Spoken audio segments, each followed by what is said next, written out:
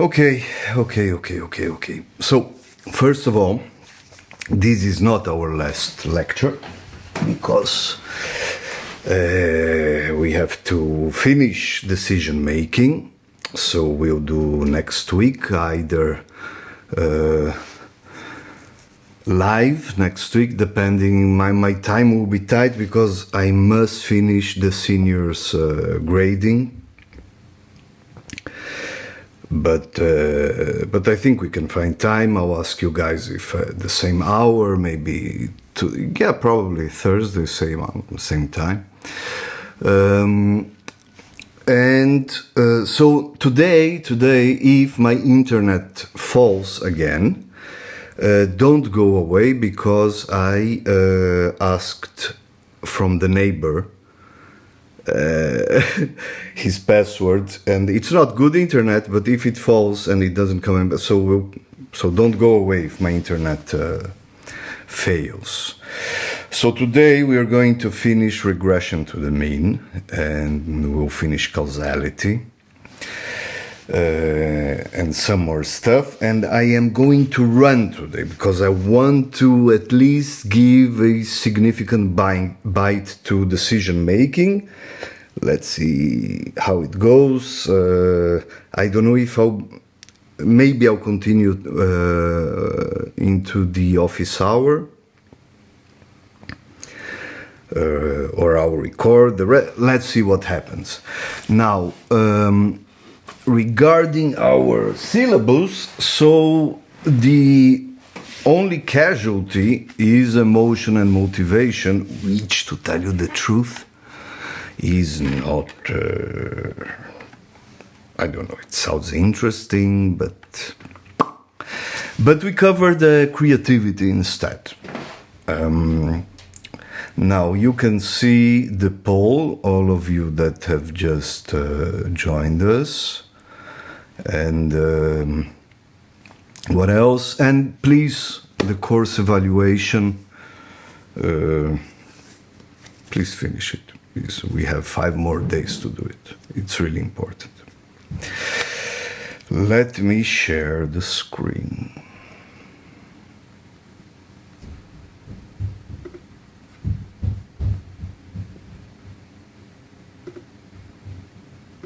Share sound.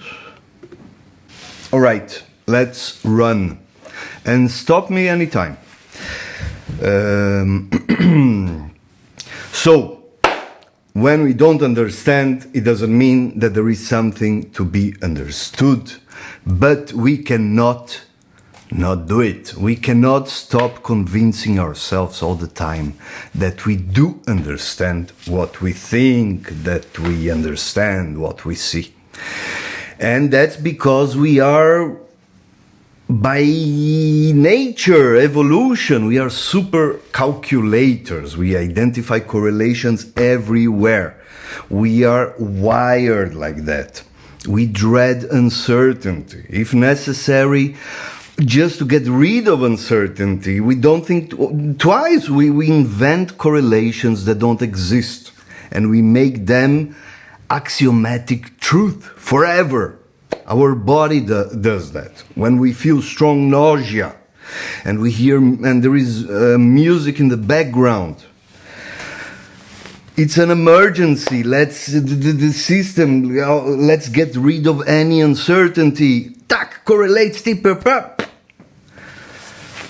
You cannot listen to that music until the rest of your life. Not only that, it's not working. Not only that we cannot not calculate correlations and force it into a perceived reality,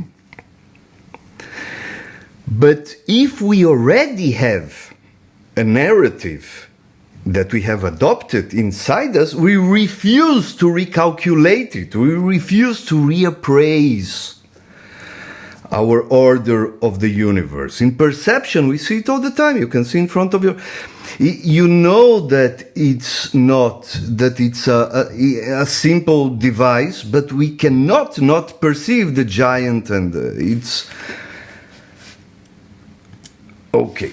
And so we are very fast to invent new narratives and new orders, and we hate when our already adopted order is challenged. We watch MSNBC, we seek advice from people that we unconsciously expect that they will reaffirm our own narratives. We love storytelling in all its versions because they reenact our interpretations and our explanations about our meaningless existence in this universe.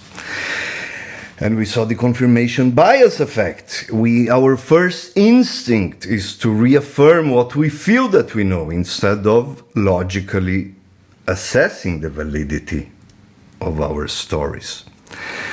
And the miracle of logical constructs, and I call it miracle because I find it a miracle that somehow we found along history common grounds for agreement across people, across time, across cultures, across everything.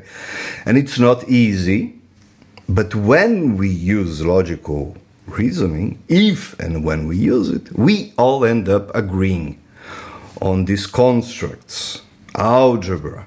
But we must not forget, they seem to be universal. They feel like they are close to something that is universally truth, but there is nothing there.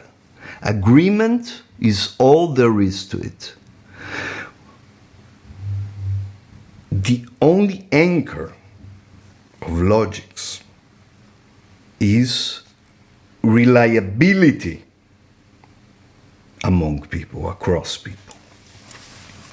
And that's, I told you last time, because they, by the end of the day, they depend on causality. They depend on a sequential order of time, on before and after. And we cannot even start talking about trying to understand anything without before and after, without sequence of events. We cannot even tell a coherent sentence that explains a lack of before and after. And causality can be deconstructed and dismantled in endless different ways. Time, sequence of time, is the one I suggested to you last time. Time, not only absolute time, has already been shown to be not constant. Time is not absolute. And again, with the Schrödinger's cat, with quantum physics, before and after is circumstantial. What about algebra? 1 + 1 = 2. Why does it depend on time? Well, no, it doesn't depend on time, but it depends on a clear point in time or sequence of things. We can say 2 can only exist after 1 was added to 1. Okay, so if you turn the other side, 2 = 1 + 1. No, this is only inverted syntax. In language, we do the same. This is not. Another example why algebra 2 equals x + 1. X can only be one thing at a time. It cannot be two different things at the same point in time. And if you don't believe me, and you have other, I have been playing with that with other people for a long time. You can talk to me afterwards and I'll show you that algebra depends on this assumption. So there is nothing real there, but we all agree, and that's enough. That's good enough. That's not bad at all. That's not bad at all. So I hope that by now you agree with me that we can only predict things. And the question of whether there is causality, whether we can prove causality, I consider it moot, because it doesn't matter. If we can predict, we can predict. That's wonderful. We don't need more than that. And that's why we try to explain causality.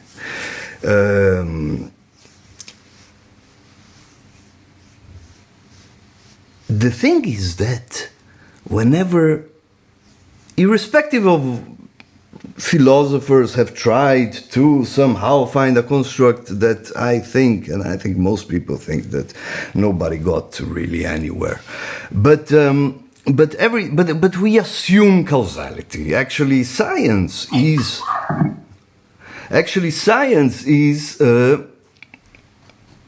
the scientific technique method is.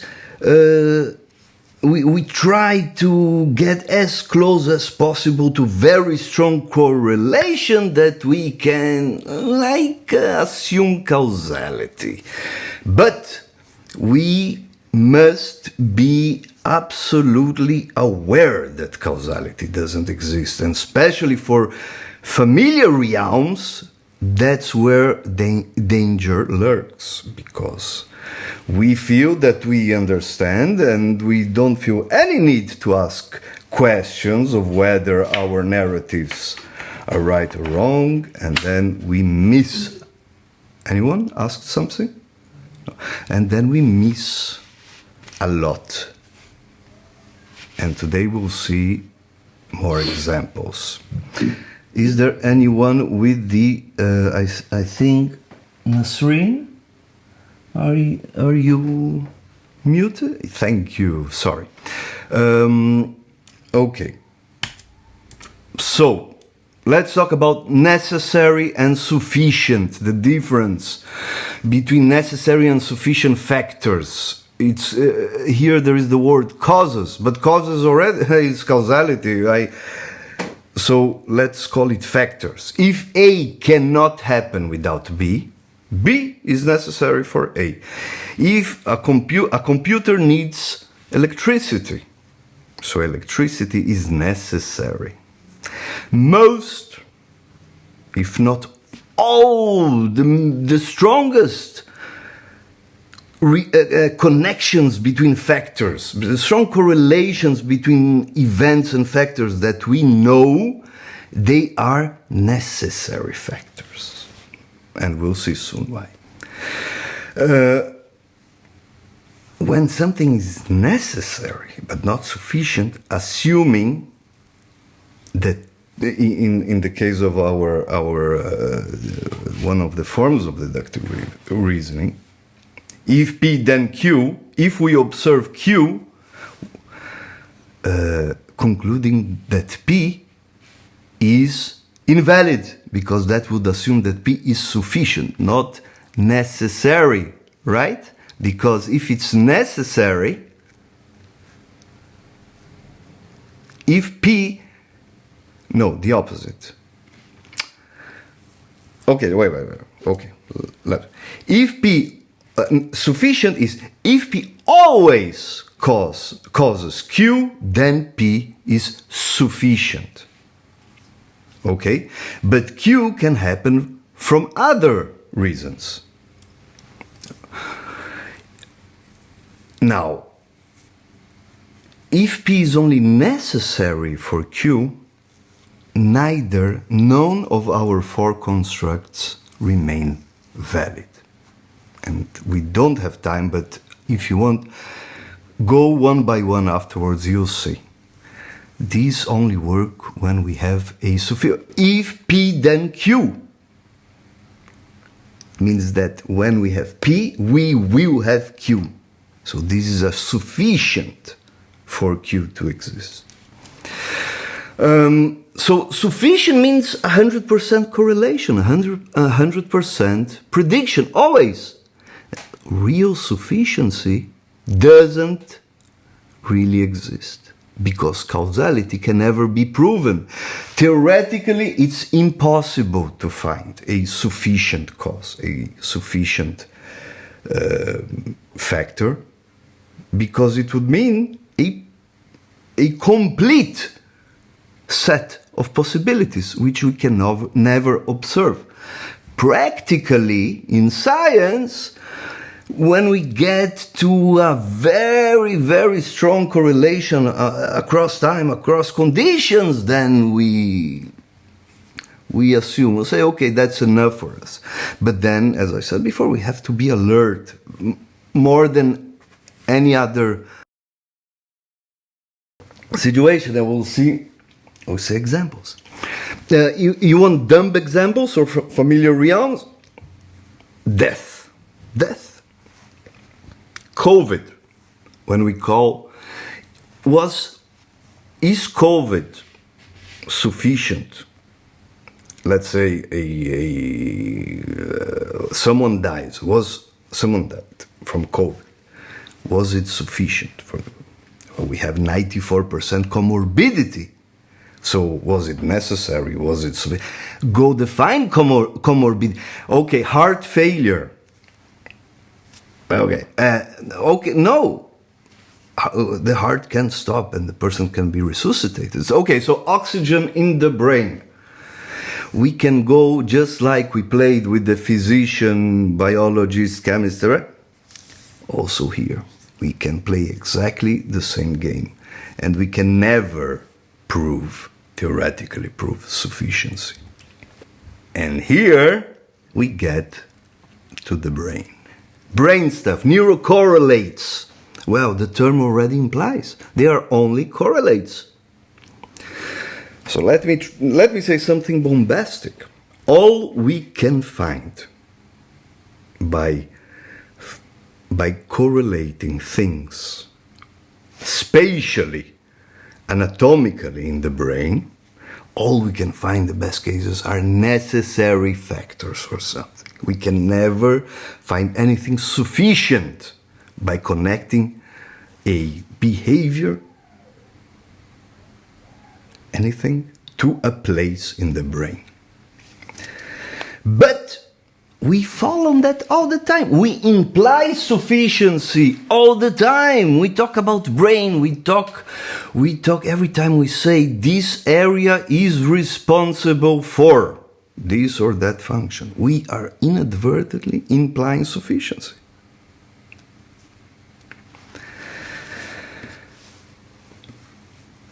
Let's say, even if we find both sufficiency and necessary factors in a area, in a something physical in the brain, does it mean we understand it? Does it mean we understand the function itself, how it's working? No. I gave you the example with the computer. If we if we don't understand software and logarithm, we try to understand what happens when there is input from the keyboard and what we see, the observed behavior on our screen, and we start to connect everything we see with physical places inside the computer, on the motherboard, or everywhere in the cables, we will find necessary factors.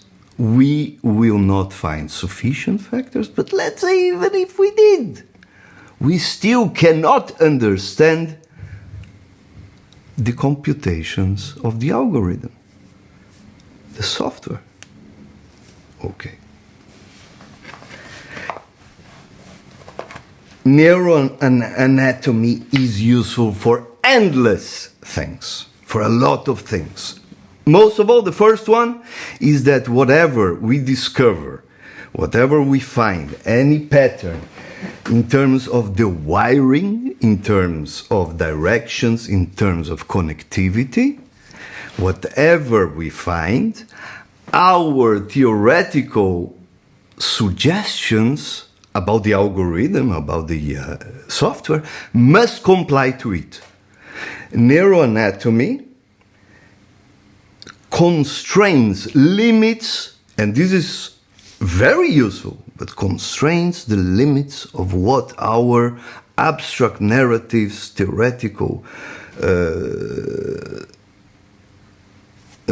propositions may must be within it. They cannot not be in accordance to what we know from the physical anatomy of the brain. All right. What time is it? 24 minutes. Okay, I'll say it in a minute. No, I'm going to jump. It's not that interesting. Okay. If you still don't believe me that causality is a problem, I brought more important people. So the first person that I am aware that said something that causality is a problem was Hippocrates, 100 years before Aristotle. And he already started, the father of medicine. He's already started to get suspicious. And then Aristotle, he got really confused. He saw that there was a problem, but then he built 4 different objects. Okay. But then at a certain point, we started to all agree, Hume, Kant, and later you can read it. They left no doubt whether causality has any chance to be asserted or anchored in anything. And if you still don't believe me, you may have seen this story that was widely shared about 23 people in Norway dying within a week of getting the shot, which does sound scary, but that headline is missing some pretty major context. While those people did die, at that point in Norway, the vaccine was being administered to the oldest or sickest people, and a certain percentage of them were statistically going to die that week, vaccine or no vaccine. On average, 400 people die every week in nursing homes in Norway. And when the World Health Organization reviewed those incidents, they didn't find any unexpected or untoward increase in fatalities, which does make sense. Correlation isn't causation. The vaccine protects against COVID, not the concept of mortality. It is weird that I have to clarify this, but you are, in fact, going to die one day. He talks very fast, and I suppose that maybe you couldn't, but later, well, I don't know, when I upload to probably copyright restrictions, I will not be able, but then I'll have to dub him. That will be a good... Anyways, more examples. Nature. The journal. The top journal, Science and Nature. This is Nature, 99. Young children who sleep with lights on, are much more likely to develop myopia in later life. It's a fact. It's a correlation. These are serious people. The correlation was there. The observations, the empirical stuff was there. Conclusion, sleeping with the lights on causes myopia. Well, it turns out that myopia in children are correlated to myopia in their parents. And for some reason, this is from Wikipedia, for some reason, parents with myopia tend to leave the lights on more than parents without it. Why? I don't know. But light doesn't cause myopia. It's mediated by genetics and by the fact that people with myopia leave lights on. It's twice a week we hear it on television. Children that watch a lot of TV, they are more violent because the content on TV leads to violence. Well, no. It's so many people have tried to check it, to assess it, which is impossible. And later we'll see why it's impossible to answer these questions. But we don't know whether children that are violent end up watching more TV or end up watching more violent TV. Not to mention the endless possible mediators that we can have there. Maybe the children that watch more TV, they have a less percentage of activity, of physical activity, and then they discharge these energies in endless possible explanations. The good cholesterol, negative correlated with incidence of heart attack for years until today. No. People still take how do you call it, these statins, but it's not. It's because, and we'll see soon, it's impossible to assess the effect, the direction of the effect, and whether there is effect.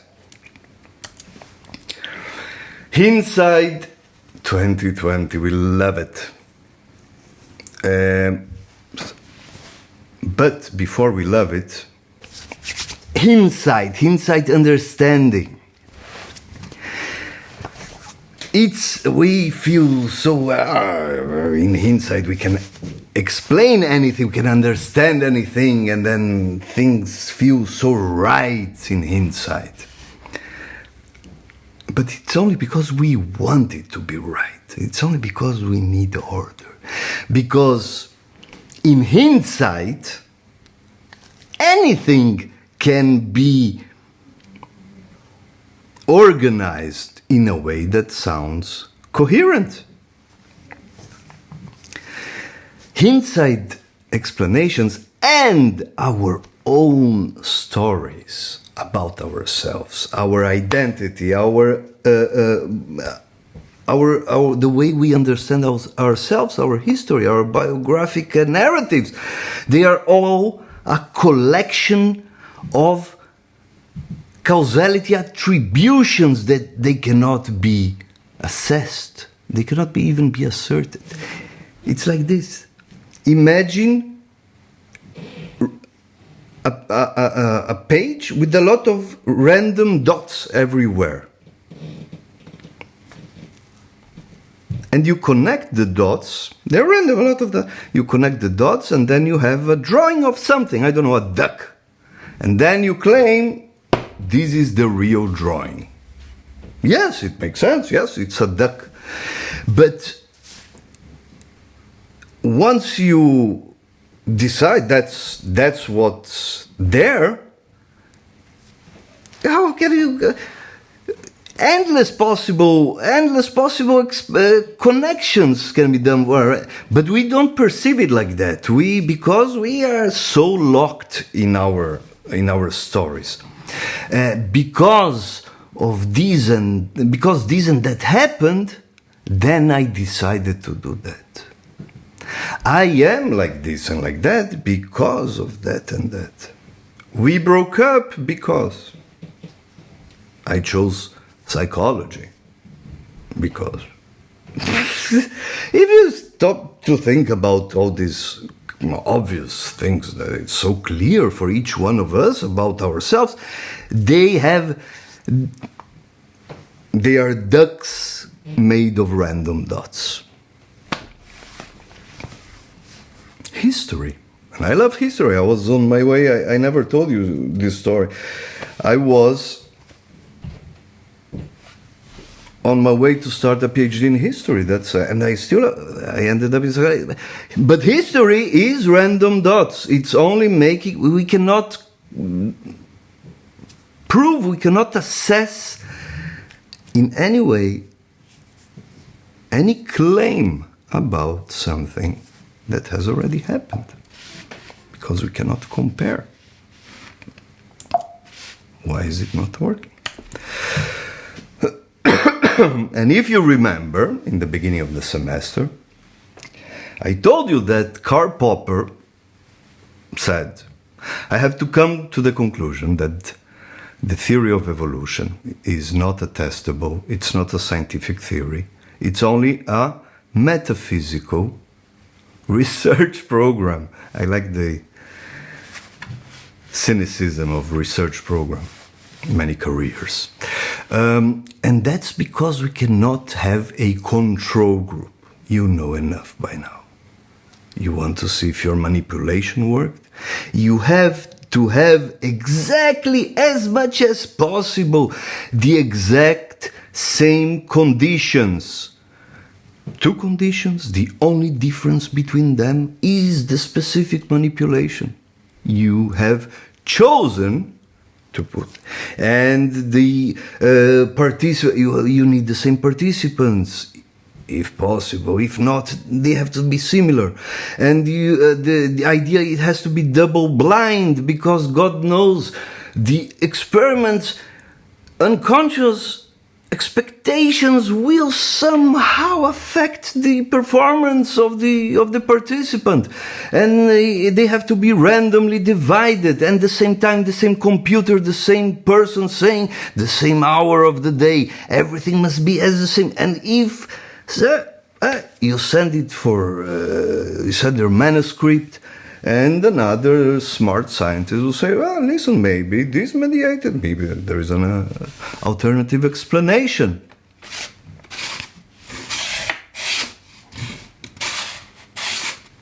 Can you,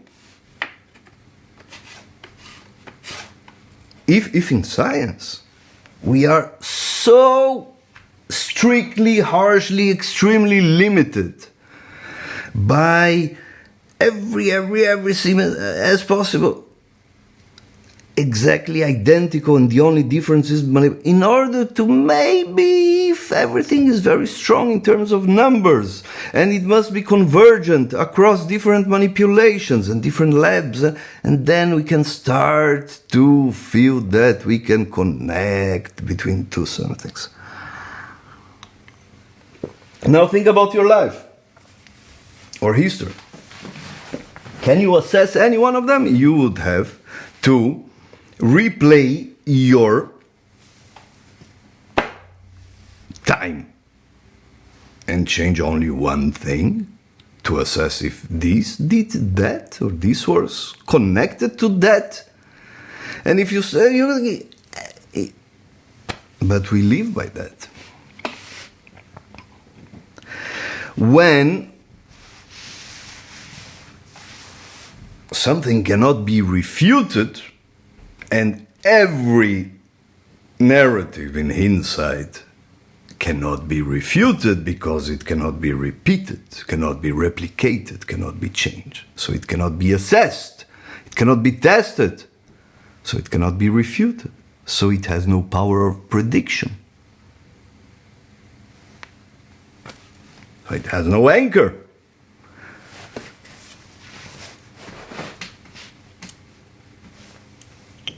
And then there is the opposite from that. And now, and in 2016 it happened.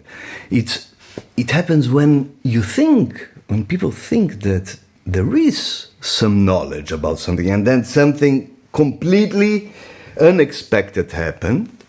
And it happens everything is distributed in a certain, let's say, Gaussian, the Gaussian distribution. We can see it everywhere, even with skews, doesn't matter. Sometimes things, even though we have a good model, a predictive one, sometimes something by chance happens completely outside. That's our alpha. That's statistics. That's inferential statistics. So, with the after 2016, everybody, and since intelligent people said, "No, look, the pundits could not predict, so nobody can predict nothing about elections. The polls mean nothing. Nobody can know nothing. That's it." From now on, everything in that field of knowledge is invalid. Funny. No, the pundits and these people, they still, their model, okay, adjustments, things change. But the fact that once in a rare event happened which was completely outside the probable outcomes, doesn't mean that the model is wrong. We can only base on the best probable choice once we have a... Okay, the intervention effect. This is a big problem in many fields, and in clinical psychology, it's a big thing. Now, intervention here, for those of you that know the term intervention from philosophy regarding causality, this is not the counterfactual that some philosophers have suggested as a criterion to assess causality. Nothing to do. It's another. So the intervention effect goes like this.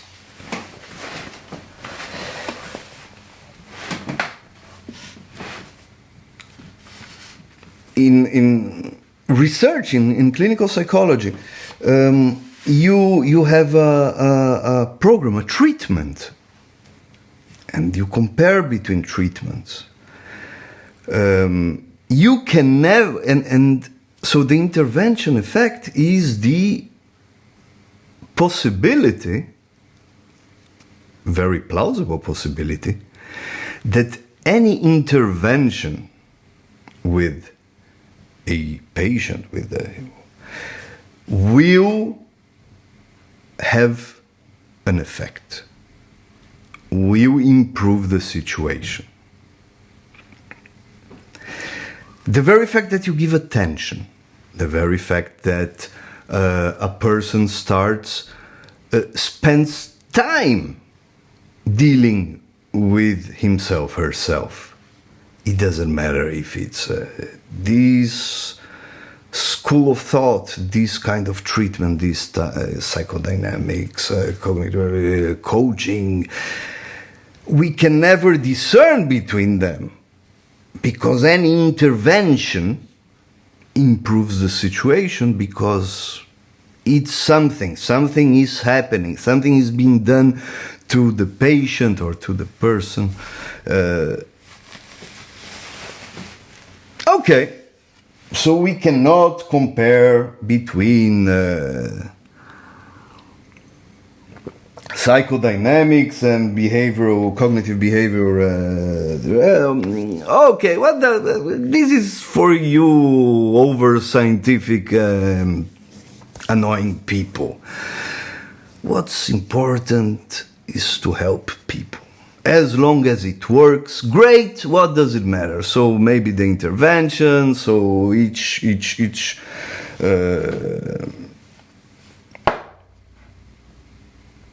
professional chooses his own or her own approach, matter of taste. As long as it works, as long as it improves something, it improves the quality of life of someone.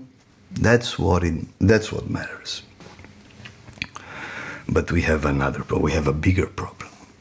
Even that we cannot assert. We cannot know. Not only we cannot know how a given intervention, treatment, program, how well is it improving?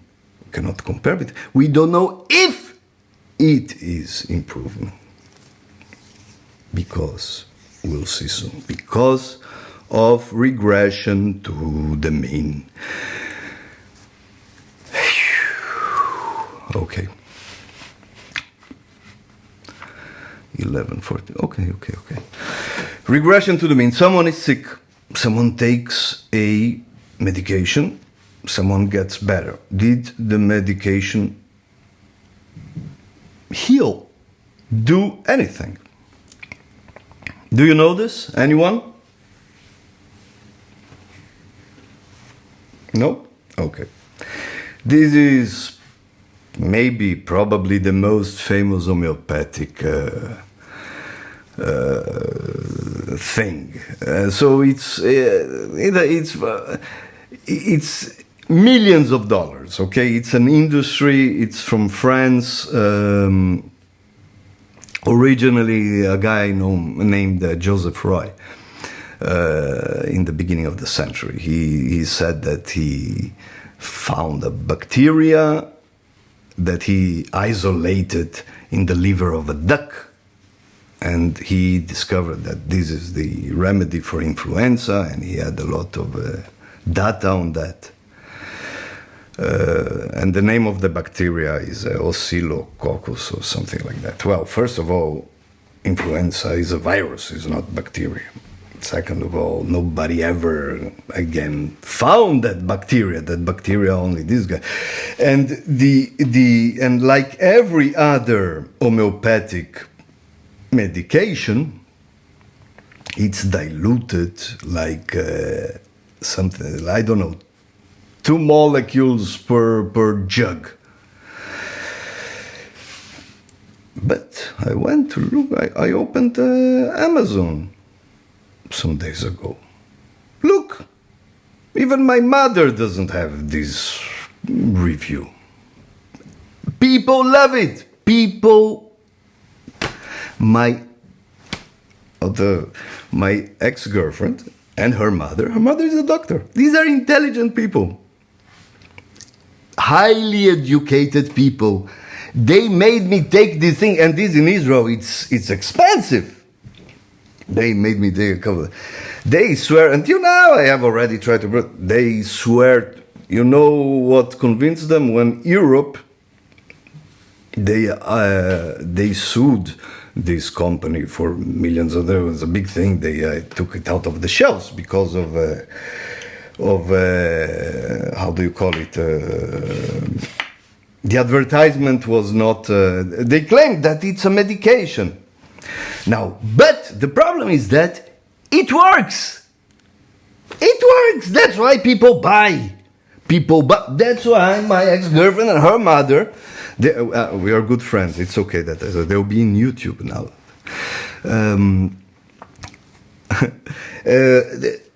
It works empirically. Let me show you. Okay. This is the number of days. This is 2 different measurements of symptoms. And this is when the patient starts to take the medicine. Now you tell me,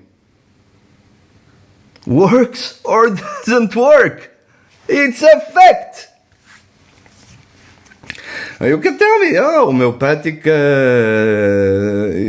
homeopathy is bullshit, water, things that don't exist. Memory in water. But it works. Now, you say it's placebo? I'll tell you why it's not. Placebo, first of all, placebo is a real effect. It works. Placebo works. How you assess placebo? You give an active drug that you know that there is an effect. And then, double blind, the patient doesn't know and the experimenter doesn't know which pill is going to whom. Everything is random. You give the real drug, you give an inactive drug, and you give nothing. And the placebo, the inactive drug and the real, they have the same taste. You cannot even and then you see that those that took the placebo, their improvement is real, more than those that didn't take.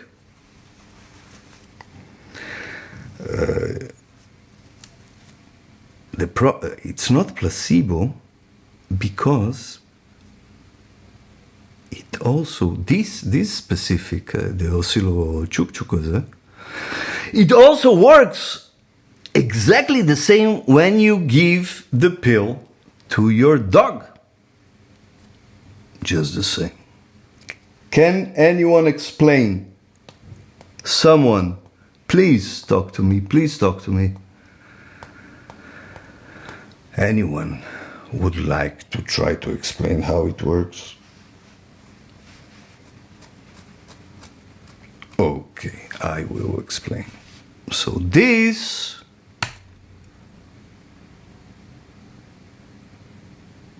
is the recovery timing of influenza when you don't take anything. Why does it work? Because a person perceives when does a person takes anything? When the person gets sick. When the person gets sick enough, I'll take, and then the person starts to feel better. Where is it? Because that's what happens with flu. You start to get better. The flu lasts a week if you take medication, 7 days if you don't. Exactly. All the grandmothers take garlic mixed with the onions, put in one ear, take from the other ear, and then drink tea with lemon from your nose. They all work. It's a fact. They work. Because you take it when you're feeling bad. And then, anyways, whatever happens, 2 days later, you will feel better.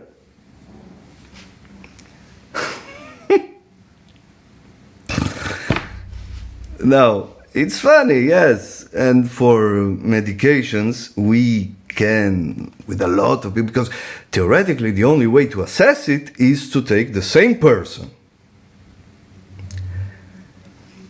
and divide time in two.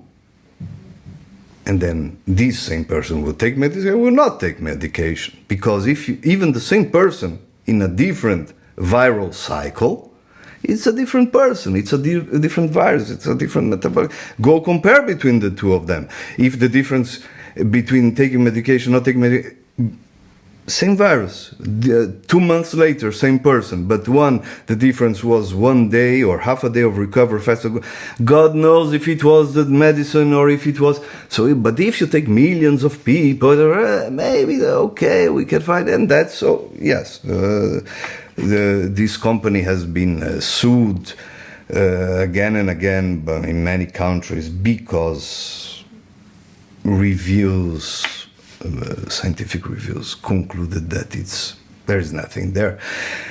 And that's funny because it's the conclusion that in water there is nothing healing apart from water, because that's what there is in those pills, nothing. Sugar in 1 in 10 million dilution. Okay, so far so funny, but it gets ugly. Well, by the way, so I found this from in Amazon, and then this is how they explain. You take it, it's good. If you take it, it's good. It's good for everything. Serious condition, cough, thyroiditis, age, any friends, These uses have not been evaluated by the FDA. All right, but then they even put 2 papers here, and I looked at it and I said, let's see. Okay, British Homeopathic Journal, obviously, but British Journal of Pharmacology. So I read the paper. Look, look at the abstract. It worked 230, 240, and there was, and look, the P value is 0.003. Okay, yes, by our normal, yeah, it's. But I love the last sentence. The results cannot be explained given our present state of knowledge. I think you need big balls to write in your abstract. All right. Rain dance. Some years ago, Israel was going through, it was some 4 or 5 years of drought. And the Sea of Galilee, the Kinneret, was some 10 meters. The fishes were hiking in the lake. And at a certain point, a group of 10 big names rabbis, a famous one, they said, okay, we have to do something. They went together. It was on TV, on the news. They went to, there was an island already inside the lake. They went and they did their thing. Yeah, A week later it rained! Oi. Yes. When do shamans and rabbis dance for bringing rain? When there is enough drought. The longer the drought, it fluctuates. And the longer the drought, the higher the probability that rain will come soon. Human sacrifice. When do we, at least me, my friends, you guys, when do we sacrifice people, children? We sacrifice when things are serious, when things are bad. Then we say, okay, this is serious, we have to sacrifice a virgin on the altar. When things are bad, most things, they fluctuate, so they come back. So human sacrifice, it's a fact, it works. Every time you sacrifice a child, sooner or later things get better.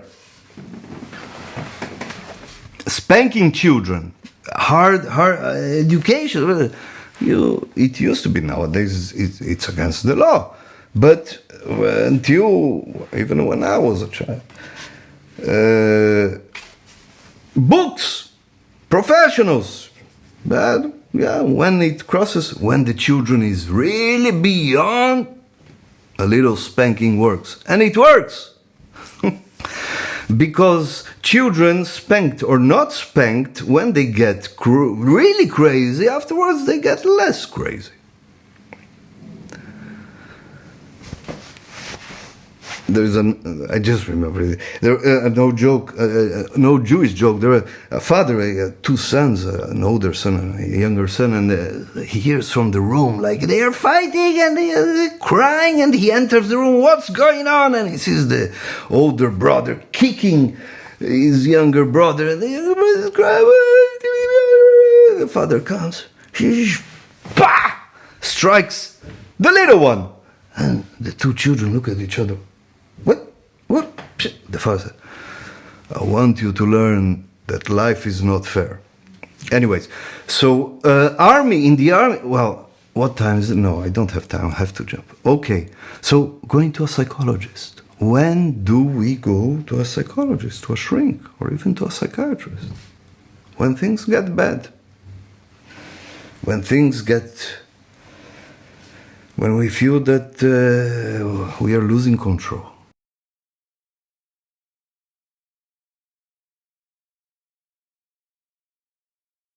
We cannot assess if it works, how much it works. I'm not saying it doesn't. I'm not saying psychology or psychiatry is homeopathy. I'm not saying. I'm just saying that we cannot really assess it. Psychiatry a little bit more. Psychology? Not really. If we want to understand humans, we must understand this need of ours, that our need to feel that we understand, our need for perceiving order is 1,000,000 times stronger than our need to find truth. We are very happy to invent any correlation as long as we quell uncertainty. And I said the word truth, I hate that word. I think there is no truth in anything. I have been saying that from the first day of the semester. Sorry that I said that word.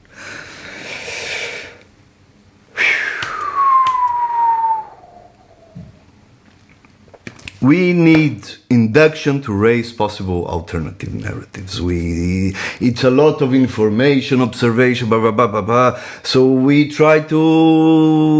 need induction to connect between to raise possible alternative connections between the dots. A duck or a dog, it's random dots, so we need induction to somehow try to find possible narratives, and then we need deduction to assess them and to reach conclusions that we all agree, and then we can communicate. And hopefully we find things that can predict at a given time, at a given place. We need both, but that's all we have. And last time we agreed, because I shouted it and nobody complained, so I assume that you agreed with me, that we can never, ever, it's impossible to have a complete set of observations, a comprehensive picture, the black swan problem. It's a fact. We have only one picture, one perspective. We cannot look at the same thing from two alternative perspectives at the same time. We are in a bubble. We cannot not be in a bubble. And for any one of us at any given time, there is a lot of people looking at us and saying, "Oi, vavoi, the person is in a cult."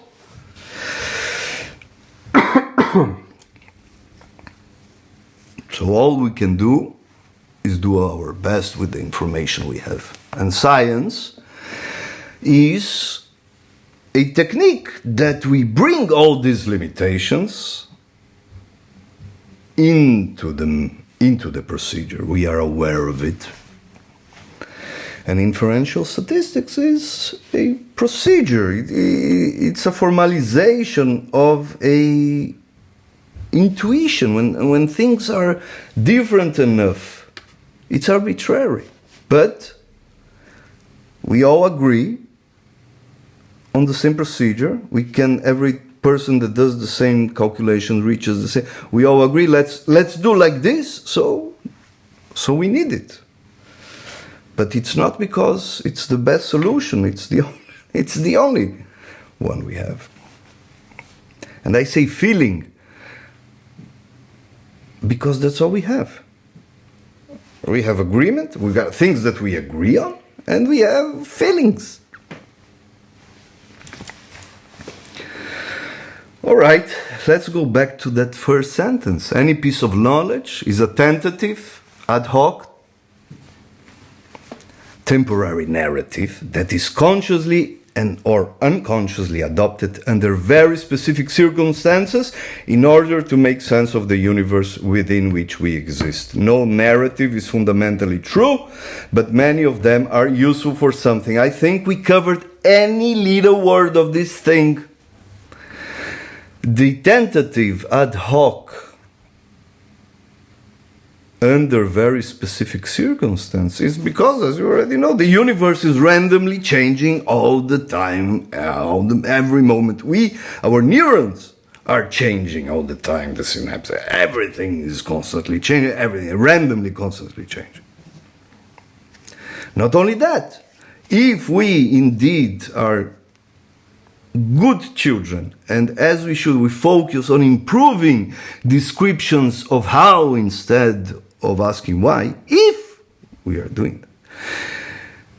As we further our knowledge about any given narrative, we constantly take into account different things. We discard things that previously we thought were relevant, and we add new things.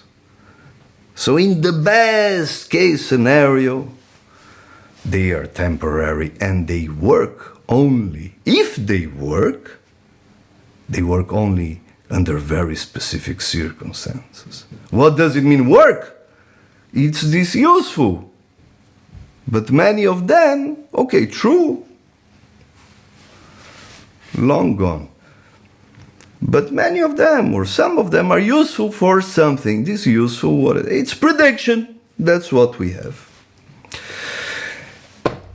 And our dear Popper, any narrative is incomplete by definition because we can never fully understand, because we can always ask why, and why is always valid. And I don't want to repeat the physician, biology, chemistry. And we also for sure agreed that we never have all the evidence necessary for anything. We have only a limited and very limited. Oh, it's almost always very limited, if not very rarely, it's at least limited. So the only way that there is a possible eventual chance that we'll learn something new is by trying to falsify, to assess, to check if it works, our narratives. It doesn't mean that if we try to falsify, try to refute, we will find something. No, it doesn't mean anything. But if we only try to reaffirm, we are in a perfect loop that obviously will stay there. Or maybe by chance, but the only way that maybe it will get us somewhere is to try to falsify. Bye, bye, bye, bye, bye, bye. Ha!